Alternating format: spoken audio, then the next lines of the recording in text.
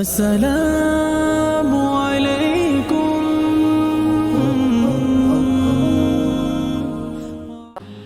Hello everyone, আসসালামু আলাইকুম। Welcome to my channel Fatema blogs twenty. সবাই কেমন আছেন? আশা করি ভালো আছেন। আলহামদুলিল্লাহ আমি ভালো আছি। আরও একটা ব্লগ নিয়ে হাজির হয়ে গেলাম আপনাদের মাঝে। আর এই তো দেখে হয়তো বুঝতে পারতেছেন এখানে পিঠা নিয়ে বসে আছি। এটা হচ্ছে নোয়াখালীর ঐতিহ্যবাহী পিঠা, জামাই পিঠা বলে এটাকে। যে কোনো নতুন জামাই আসলে জামাইকে পিঠা দেওয়া হয়। তো যাই হোক, আমার জামাই তার নতুন না, পুরান জামাই। তারপরে শ্বশুর বাড়িতে গেছে, শাশুড়ি জামাই আদর বলে কথা। মিষ্টি পিঠা খাওয়া শেষ করে চলে আসতো এই যে জাল পিঠা। এটাও আরেকটা নোয়াখালীর ঐতিহ্যবাহী, খোলা যায় পিঠা দিয়ে, গরুর মাংস মুরগির মাংস দিয়ে। তো যেহেতু আমরা আমার বাবার বাড়িতে ঈদের পরে গেলাম, হয়তো আমার প্রথম ভিডিওটা দেখে আপনারা বুঝতেই পারছেন আমি নোয়াখালীর ভিডিও ছেড়েছি। তো এটাও আমাদের নোয়াখালীর ভিডিও। তো এই যে দ্বিতীয় নাম্বার ভিডিওটা আজকে আপনাদের সাথে শেয়ার করতেছি। এখানে এই যে পিঠা দিয়ে খাবো, খোলা যায় পিঠা দিয়ে, গরুর মাংস দিয়ে আর মুরগির মাংস দিয়ে। আর এত গরম, গরমের জ্বালাই তো কি বলবো, অতিষ্ঠ হয়ে গেছি। এই তো দেখেন হয়তো এখানে সবাই বসে আছে খালি গায়ে। গরমের মধ্যে কিছু করার নাই, কারেন্ট নেই। প্রতি ঘন্টায় ঘন্টায় কারেন্ট যাচ্ছে। 1 ঘন্টা পর পর আসে, 2 ঘন্টা 1 ঘন্টা থাকে, 2 ঘন্টা আবার চলে যায়, এরকম আর কি। যাই হোক, এই যে দেখে হয়তো বুঝতে পারতেছেন আমার ছেলের হাতে হাত পাখা। সে হাত পাখা দিয়ে বাতাস করতেছে আর বলতেছে নানু বাড়িতে গরমের দিন আর আসবোই না। তো এই তো সবাই বসে আছে, গরমের মধ্যে কারেন্ট নাই বাড়িতে। আবার আমার হাজবেন্ড মাছ ধরবে আজকে, বলতেছে আমার ভাইদেরকে যে মাছ ধরবে সে। তো এই তো সে আবার মাছ ধরতে অনেক পাকা, কিন্তু এখন এই মাছ ধরতেছে দেখবেন যে পাইছে কি পায় নাই। অথচ আমাদের এই পুকুরগুলোর মধ্যে অনেক মাছ, এত মাছ কি বলবো যে এই পুকুরে মাছ না খালি আরও 3-4টা পুকুর আছে, ওগুলা থেকে অনেক মাছ হয় আর অনেক মাছ খাওয়ায় আল্লাহ আলহামদুলিল্লাহ। আমার বাবার বাড়ির এই মাছগুলো অনেক খাইতে পারি, এই গ্রামের মাছগুলা। তো যাই হোক, এটা দেখে হয়তো বুঝতে পারতেছেন যারা জাল খেতে জানেন। তা আমাদের নোয়াখালীর ভাষায় বা আঞ্চলিক ভাষায় জাল মারে বলে বা জাল খেয়াই বলে, বেশিরভাগ সময় জাল খেয়াই বলে। তো এই তো জালটা মা খেয়ালেও, আর এখন মাছ তো উঠে কিনা সেটাই একটু দেখবে। অথচ এখানে অনেক মাছ, কিন্তু কি বলবো এত মাছ। আমার ভাই বড় ভাইরা যখন মাছ ধরে, চাচাতো ভাইরা কিন্তু অনেক মাছ করে পায়, কিন্তু আমার হাজবেন্ডের ভাগ্য খারাপ, সে মাছ পায়নি বললেই চলে, হয়তো দেখে বুঝতে পারবে। আসলে এখানে অনেক পানি কমে গেছে, কিন্তু এখানে মাছ ধরতে হলে পুকুরে নামতে হবে, আবার পাড়ায় পাড়ায় তারপর জাল দিয়ে পাড়াইয়া 2 সাইড দিয়ে পাড়ায় আসতে হবে, আসার পরে তারপর নাকি মাছ পাওয়া যাবে। তো আমি যেহেতু অনেক দিন থেকে আমরা এই দেশের থাকি না, ওইভাবে মাছ ধরা হয় না, আমার হাজবেন্ড মাছ ধরে না কখনো। সে তার অনেক আগেই মাছ ধরতো, এখন তার এগুলো বন্ধ হয়ে গেছে অনেক বছর থেকে। এই জন্য তার নামতে ভাল লাগে না, বা হয়তো ই করে নেই, চাপা পা দিয়ে পাড়াইয়া মাছ ধরে নেই, এমনি খেয়া দিয়ে ধরতেছে, হয়তো দেখে বুঝতে পারতেছে। দেখো যে আমার বড় ভাইরা যখন ধরে বা আমার ছোট ভাই যখন ধরে অনেক মাছ পায়। বললাম না, এখানে এত মাছ এই পুকুরগুলোর মধ্যে, এত মাছ, যেমন ছোট মাছ এমন বড় মাছ সব মাছে আছে। কিন্তু সে তো ধরতেই পারলো না, উঠে এনে জাল দেখে হয়তো বুঝতে পারতেছেন 2-1টা মলাইয়া মাছ উঠেছে। আর আমাদের এই পুকুরগুলোর মধ্যে এত মলাইয়া মাছ হয়, মানে অনেক মলাইয়া মাছ হয় যখন বের দেয়, যারা মাছ ধরে বড় জাল্লা বলে তাদেরকে। তো ওরা যখন মাছ ধরে তখন এমন বড় বড় মলাইয়া মাছগুলো পায়, অনেক মাছে পায়। তো এই তো দেখে হয়তো বুঝতে পারতেছেন কিরকম মাছ উঠছে। এই তো আরেক পাশে আসছে, আসে আরেকটা পাশে এসে খাচ্ছে। জায়গায় জায়গায় দিয়ে ঘুরে ঘুরে ধরবে আর কি, কিন্তু আসলে সে পায় না হতো একটা বেশি। যেটুকু পায় আলহামদুলিল্লাহ পাইছে। আর হয়তো দেখে বুঝতে পারতেছেন এই যে আমাদের এগুলো হচ্ছে আমাদের পুকুর পাড়। আর আমার এই দৃশ্যগুলো অনেক ভালো লাগে, যে বললাম আমার নিজের গ্রামের পরিবেশ বা এমন সবুজ সতেজ পরিবেশ দেখলে আমার কাছে খুবই ভালো লাগে। এই তো দেখে তো দিতেও খেয়া তো ঠিক একই রকম মাছ উঠেছে, অত বেশি মাছ উঠে নেই। আর আমার ছোট ভাইটা হাসতেছে আর বলতেছে ভাইয়া কি মাছ ধরে, মাছে ধরতে পারে না, অনেক ফাইজলামি করতেছে। আর 2জনে মিলে জালটা পরিষ্কার করে নিচ্ছে, যেহেতু পুকুরের মধ্যে অনেক ধরনের ময়লা থাকে। আর এটা হচ্ছে আমার চাচাতো ভাইদের ফার্ম। হয়তো দেখে বুঝতে পারতেছে মাশাল্লাহ অনেক বড় ফার্ম আর অনেক মুরগি এখানে।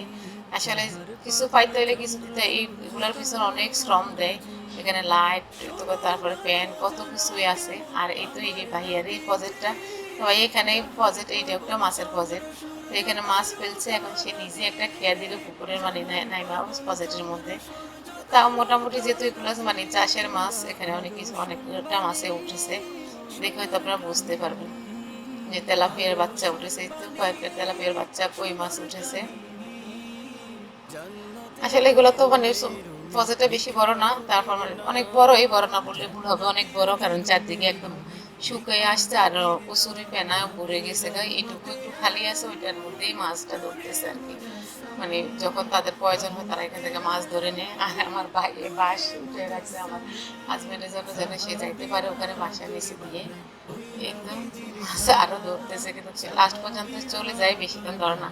পরে দেখা গেছে তো এখানে আমার ভাইদের মানে পুকুরের প্রজেক্ট যেটা বলছে মুরগির ফার্ম, মানে ফার্মের পাশে এখানে গ্যান্ডারি লাগাইছে, তো আমাকে বলতেছে খাওয়ার জন্য, আর এটা আমাকে কেটে দিয়েছে।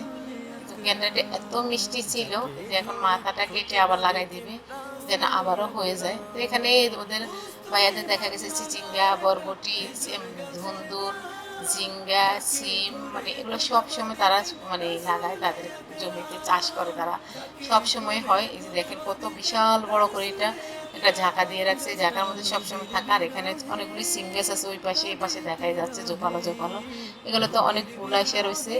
দেখে তো মানে এগুলো আগেই ধরে 12 মাসের সিম। এই যে দেখেন, এই যে ধুন্দুল, চিচিঙ্গা গাছ, ধুন্দুল গাছ, বেগুন গাছ, ডাঁটা গাছ, অনেক গাছ আছে, মানে কচু গাছ, পেঁপে গাছ, মাশাআল্লাহ ওনাদের অনেক কিছু এখানে আছে। যে এই প্রজেক্টটা মানে চারপাশে ওনাদের গাছগাছালি থাকে, আর হয়তো বিশাল মানে জমি দেখা যাচ্ছে মাইলকে মাইল।